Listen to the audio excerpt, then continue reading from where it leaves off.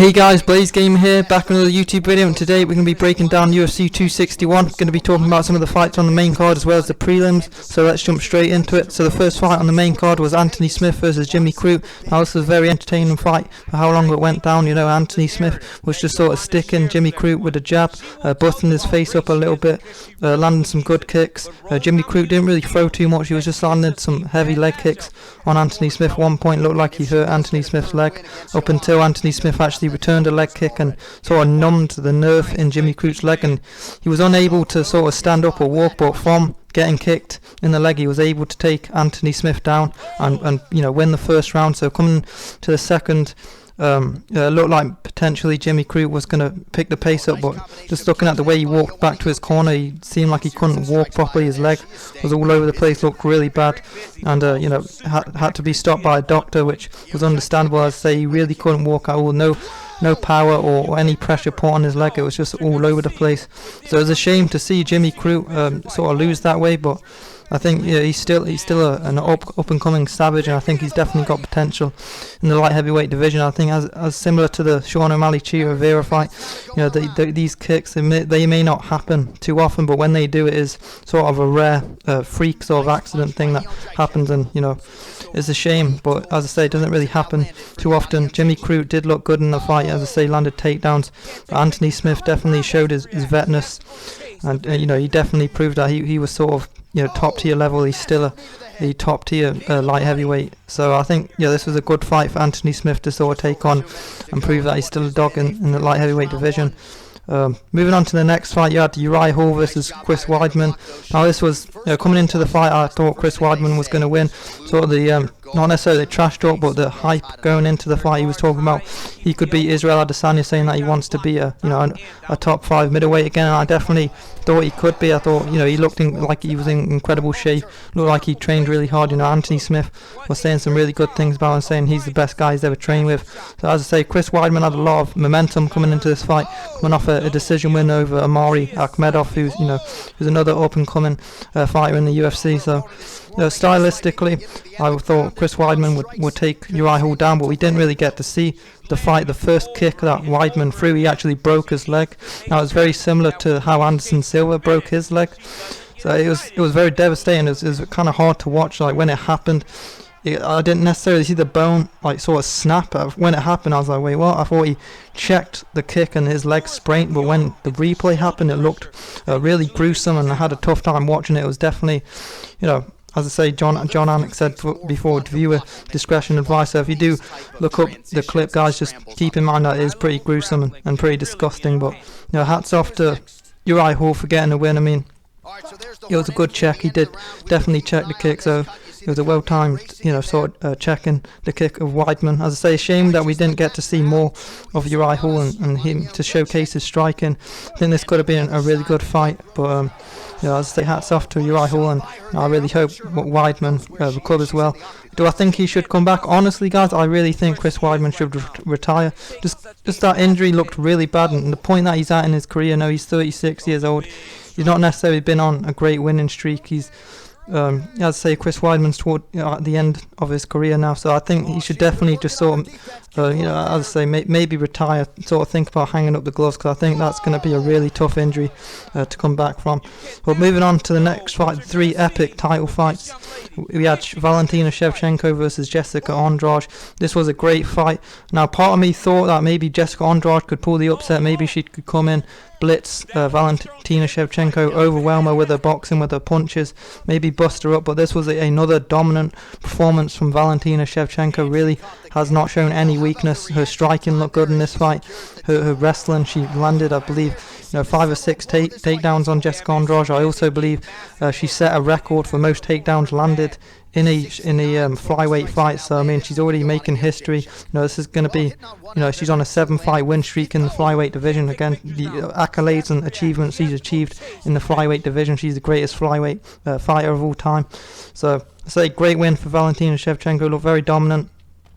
Jessica Andraj never really got going. She's attempted to take Valentina Shevchenko down, but never really did. Never really landed any clean strikes. How Valentina Shevchenko finished Jessica Andraj was very similar to how she finished Caitlin Chookagian. She sort of took her down, got her in the crucifix position, just sort of smothered her with elbows, and Jessica Andraj's face was all bloodied up. She looked tired. And she looked very uncomfortable. So it was a good stoppage from the referee.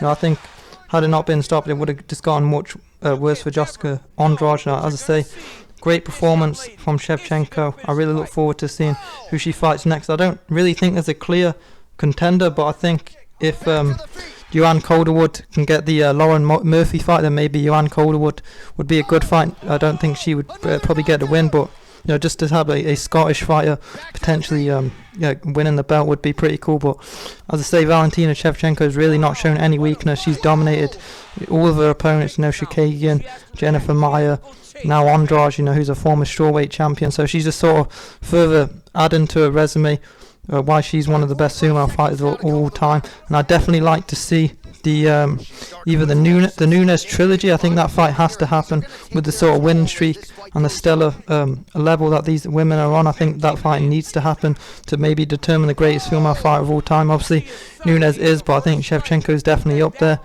I'd say great win for Shevchenko. So moving on to the final two title fights, we had Rose Namajunas versus Zhang Weili. Now originally coming into this fight, I thought Zhang Weili was going to get the finish. Just sort of stylistically, I thought Zhang Weili would be a bit too physically imposing. She just seemed bigger, a lot stronger, a little bit more durable. Just seeing Rose Namajunas last fight with Andraj, she did sort of get busted up in the face. So I thought maybe Zhang Weili would do the same thing, sort of bust her up in the face to the body and then get the finish later on in the fight. But it was over in the first round. It was a very great knockout from Rose Namajunas. The way she set it up, she looked good. The fight, the sort of momentum, Weili was sort of walking her down. Namajunas picked the pace up, and it almost looked like a question mark kick. It almost looked like Weili thought it was going to the body and then it went to the head, so it was really well timed, really set up head kick, and it definitely looked like it stunned Weili. Her reaction to it, she was very devastated, very annoyed at the stoppage, but it was definitely a fair stoppage. She was definitely knocked out unconscious for a period of time. And just as I say, Namajunas, her calmness and her composure makes her insanely dangerous. She's almost like the silent assassin. I mean, that's almost like another nickname you could give her, because in the octagon she just seems super laser focused. She seems super relaxed, and I think it's definitely a right approach to Zhang Weili. Zhang Weili had a lot of hype coming into this fight. She was in a 21 fight win streak, so I think it was definitely the right sort of mentality for Rose Namajunas to not be overwhelmed by the sheer force of Weili. Weili also looked very good in her last fight against Jędrzejczyk. So as I say, great performance from Rose Namajunas. I would have loved to see more from Weili, but I think Weili will definitely come back. I know Dana White's already on about giving her a rematch, and I think that could be fair. I think I would like to see the rematch, maybe not straight away, because I think Rose Namajunas definitely outclassed her. That head kick, as I say, Weili really had no idea. As I say, it almost looked like she thought it was going to the body. So yeah, it was a very good performance from Rose Namajunas. Rose Namajunas further proves that she is now sort of up there as one of the best female fighters of all time. Now she's a two-time strawweight champion. So she's got very good accolades, very good resume. She's beat Jędrzejczyk, she's beat Andraj, she's beat Weili. So you look at the opponents that she's faced and her age too. She's only 28 years old, so she's not even in her prime yet. So I look forward to seeing who Rose Namajunas fights next. Maybe Rose Namajunas moves up in weight and fights Valentina Shevchenko, as I don't really think there's a clear-cut contender for Rose too. I think I know there's got the Carla Esparza versus the Asian woman coming up. I can't say her last name, but I look forward to that fight. I don't really know too much about either women, but I think stylistically, if it's a grappler, I think Carla Esparza is a grappler, so I think that would definitely be a good advantage and a good sort of skill to have going up against someone like Rose Namajunas. And just even coming into that fight, Rose's boxing, just even in the embedded, her boxing looked crisp. She looked fast, so she looked very well prepared. She's cornered by one of the best coaches in the world, Trevor Whitman. So let's say great win for Rose Namajunas, and I definitely think Weili will definitely get back on the winning way. As I say, I would like to see Weili potentially, probably fight another top 5, and then get the rematch. Whether UFC want to do the rematch straight away, I don't know, but let's say very good win for Rose Namajunas. We're moving on to the main event. Kamaru Usman versus Masvidal. Jorge Masvidal too, great fight. I mean, the betting odds going into this fight, Kamaru Usman was a 60-1 to knock Usman out, so no one really saw this coming. I definitely in my head I thought maybe Usman could get it done, but I put a bet on Weili, so I was a bit let down by all my bets. I was not very confident going into this fight. I thought maybe Masvidal would be able to pull the upset and get it done. I thought he might be able to KO Usman, but Kamaru Usman was dominant every second of the way. He got a takedown in the first round. He was winning the striking. I thought Masvidal didn't really look very good. I was a bit I was surprised by how lackluster his performance was in the first round. I thought he might come in a bit more risk-takey, but I don't know. I feel like he kind of did a lot of silly things. There was times where he went for the flying knee and he was throwing a lot of kicks, but I don't know. I thought that was a bit weird, considering if you're ever going to throw a leg kick or go in for a flying knee, that's what wrestlers want you to do. They want to grab your leg. And there was a time where Jorge Masvidal did throw a flying knee and Usman definitely did sit him down. So it was an interesting approach from Masvidal, whether he thought there was going to be more grappling, as he said, because there are times where Usman were landing really clean shots on Masvidal and looked like they were hurting Masvidal. Masvidal was just sort of laughing at him, like not really thinking too much of him. So whether or not Masvidal was underestimating Usman's power, I don't know, but let's say Masvidal didn't really look too good going into that fight. In the second round, Kamaru Usman turned up his striking and got a devastating KO, I believe. He was the first person to knock Jorge Masvidal out, sorry guys. But as I say, great win for Kamaru Usman, and he definitely further proves, as I've said in my last video on the prediction bid, Kamaru Usman is definitely on his way up there to being one of the greatest of all time. Now he's on a 14 fight win streak. He's just behind Anderson Silva, who has 16, so he's past Demetrius Johnson and John Jones, so he's definitely in that talk. Mount Rushmore, he's definitely up there for one of the greatest fighters of all time. Just the opponents that he's beat, RDA, Woodley, Covington, Gilbert Burns, Masvidal twice. He's also beat Damian Maia, so he's got some really stellar names on his resume. And say he's only 33 years old. He's sort of probably in his prime right now, so I look forward to seeing who he fights next. I would love to see the Covington rematch. I think that's a great rematch to make. I know Dana White wants to make the fight, so I think it definitely will happen. But just sort of my confidence going into the Usman Covington fight is not as high. Maybe I thought Covington would have a higher chance, but just seeing how deadly Usman's striking looks now, he looks like an absolute beast. He just looks unstoppable. It's going to take a really special sort of athlete to get the job done on Kamaru Usman. As I say, he's just looked dominant every second of the way. He's not shown any weakness, and he's got a stellar resume, and as I say, definitely on his way. Well, he probably is already the greatest welterweight of all time. Let me know in the comment section down below if you agree. But just looking at some of the prelims that really stood out to me, that I really enjoyed watching. Now, fight of the night was Jeff Molina versus Quileng Gauri. I can't say the name, but Jeff Molina versus the Asian guy fight. Great fight, really entertaining fight. In the first round, the Asian guy was walking Molina down. Molina wasn't really letting his hands go. He was just sort of letting, as I say, the Asian man sort of overwhelming with his pace and his pressure. In the first round, none of them were really landing anything, but I believe Jeff Molina sat him down towards the end of the first round, and definitely won that round. But as soon as Jeff Molina let his hands go and let his combinations rip, he looked like a beast. His boxing looked crisp, he looked incredible. The Asian guy was definitely had his moments too. He was definitely landing shots. He definitely busted Molina up. So it was a close fight. I had Molina winning. The last round was absolutely incredible. They both just went all out, guns swinging at each other. So I say Jeff Molina was probably the more accurate, more efficient striker. But as I say, no disrespect to the Asian guy, he put on an incredible pace, incredible volume, never really took a back step. Even when he was sort of getting tired in the third round, he still gave it his all. So I think the guy's definitely got potential in the UFC, definitely proved that he belongs in the UFC.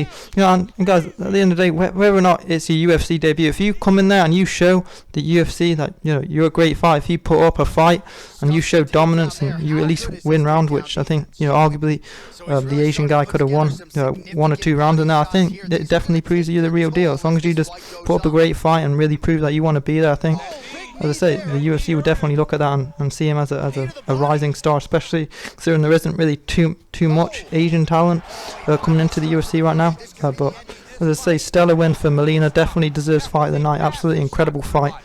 Another prelim that really stood out to me was the Brandon Allen Carl Robertson fight. Now I was really intrigued to see Brendan Allen's return, just coming off a loss to Sean Strickland, who's looked like a savage in his last 2 fights. So just sort of coming into the Carl Robertson fight is interesting to see how his confidence would be. He definitely, the weigh-ins, it looked intense. He looked hungry to get the win back. Brendan Allen's a really talented fighter, I believe. Previous to losing to Sean Strickland, he was on a 5-fight winning streak. So he's an incredible younger up-and-coming fighter in the middleweight division. I think he's definitely got potential. He trained with Henry Hooft, who trains Gilbert Burns and Michael Chandler. He also trained Kamaru Usman, so he's definitely a very talented fighter. Another fight on the prelims that really stood out to me that I really enjoyed watching was Randy Brown versus Alex Oliveira. Now I really enjoyed this fight. I think the odds going into that fight, Randy Brown was the favourite, but I honestly thought Alex Oliveira was going to be able to get the job done. Just sort of his experience, I maybe thought his experience and his sort of vetness would play a factor coming into this fight, but Randy Brown did look very good. He did get clipped a couple of times, but he managed to land a rear naked choke. My bad, guys, I'm stoned right now. But he got a really sweet submission on Alex Oliveira. So great win for Randy Brown to get back on the winning ways. He's coming off a loss to Vicente Luque, which is no shame, and losing to a top 5 welterweight in Vicente Luque. As I say, Randy Brown looked very good, looked very impressive.